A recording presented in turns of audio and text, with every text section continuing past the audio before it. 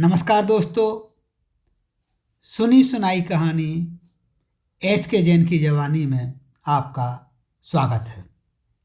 मित्रों, आज की जो कहानी है वह हमें श्री राहुल जैन सॉफ्टवेयर इंजीनियर गुरुग्राम के माध्यम से प्राप्त हुई है।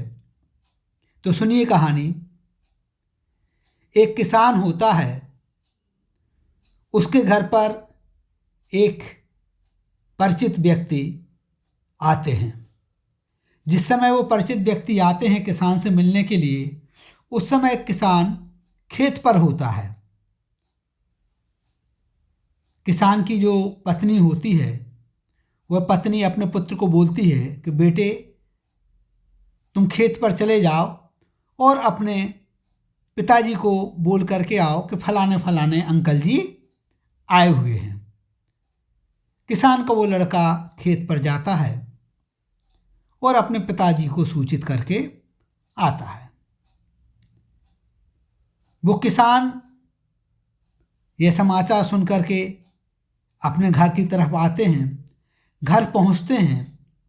जब घर पहुंचते हैं तो उनके साथ में एक कुत्ता भी रहता है। जो किसान के जो मित्र आए थे वह किसान से बोलते हैं कि अरे भाई, आप ये बताइए कि क्या आपका खेत यहाँ से बहुत दूर है क्या?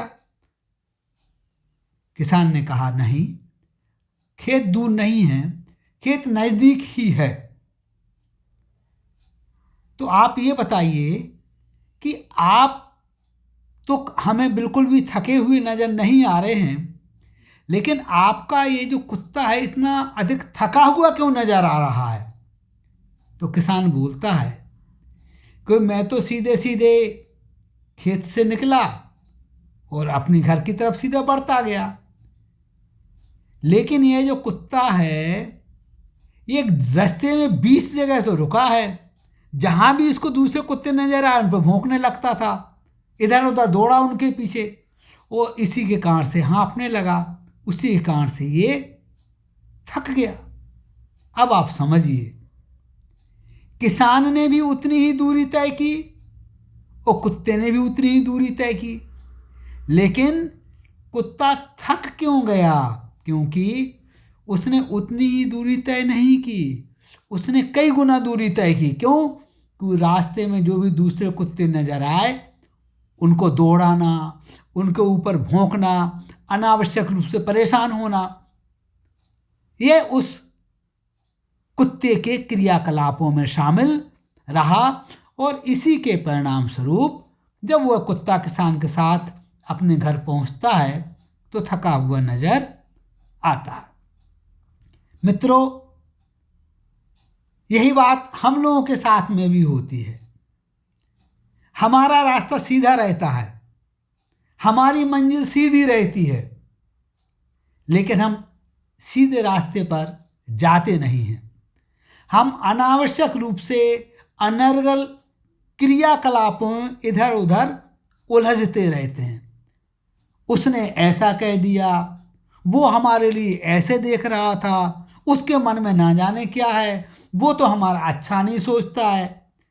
ना जाने क्या क्या बातें हम अपने मन में सोचते रहते हैं और उसी का परिणाम यह होता है कि जो अनावश्यक बातें हैं हमारे मन में भरती रहती हैं।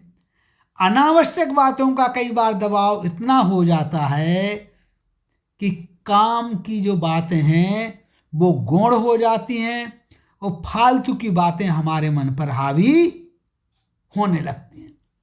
जब फालतू की बातें हमारे दिमाग के ऊपर हावी हो जाती हैं तो स्वाभाविक है हमारे कार्य की जो गुणवत्ता है और हमारा जो पारिवारिक वातावरण है वह प्रभावित होता है। तो मित्रों, सही मार्ग पर आगे बढ़ने के लिए, अपनी मंजिल को प्राप्त करने के लिए किसी पर भौंकने की आवश्यकता नहीं है।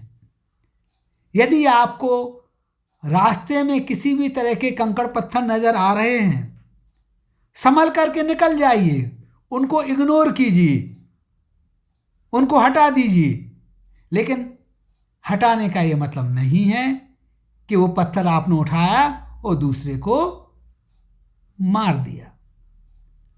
मंजिल की प्राप्ति के लिए अच्छी सोच, अच्छे विचार और सन्मार्ग पर चलना आवश्यक है। तो बढ़ते रहिए इसी रास्ते पर और प्राप्त कीजिए अपनी मंजिल।